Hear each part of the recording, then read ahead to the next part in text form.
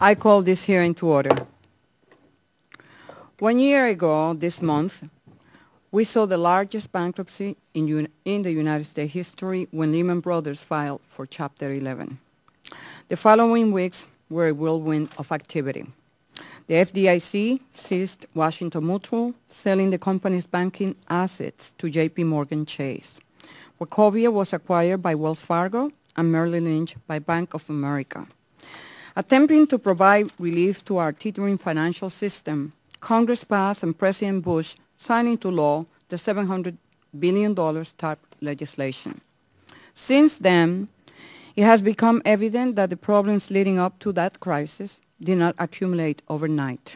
In fact, flaws in our risk management systems, both governmental regulations and private mechanisms, have been growing for decades.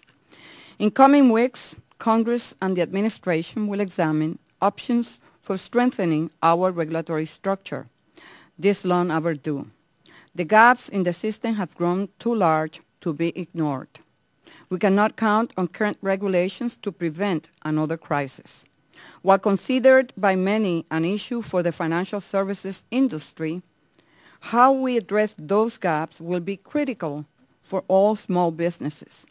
It is imperative that as we look at alternatives for updating our financial regulations, we carefully consider how these changes might affect entrepreneurs. Small businesses rely on the healthy functioning of our financial systems in order to access capital. New rules governing how financial institutions extend credit will directly affect entrepreneurs seeking loans at affordable rates. The biggest challenge facing small firms right now is access to affordable capital. We must be careful that regulatory changes do not exacerbate the current capital shortage and undercut our recovery as it begins to take hold. Likewise, financial regulatory reform could unintentionally touch sectors of the small business community that we do not think of as financial institutions. Businesses that allow customers to pay for goods and services after delivery are essentially extending credit. Congress and the administration must be careful not to define the term credit too broadly. Otherwise, businesses like home builders, physicians, and others may face new rules that we were not meant to for them. Small businesses come in all shapes and sizes, and there are many in the financial sector. Community banks and credit unions could see their business models profoundly affected by many of the proposed changes. Small firms in the financial sector often face higher compliance costs than the larger competitors. Several proposals will result in small lenders answering to a new regulatory entity. I expect some of our witnesses today will testify that small lenders bear less responsibility for the recent turmoil and therefore should not carry the brunt of new regulations. This argument seems to carry at least some credibility. The committee should consider it carefully as we proceed.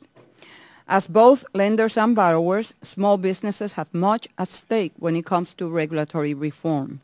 The financial crisis of last year and the recession it triggered have hit small firms hard. As much as anyone, entrepreneurs want this problem fixed so that financial markets can again play their vital role in promoting commerce. Numerous strategies have been floated for restoring transparency and stability to our financial system.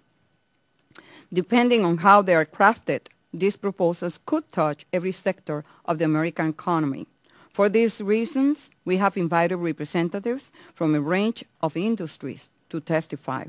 It is my hope that their testimony will add important perspective to our discussion. On that note, I would like to take the opportunity to thank all the witnesses for taking time of your busy schedule to be here with us today. And I yield to Ranking Member Graves for an opening statement. Thank you, Madam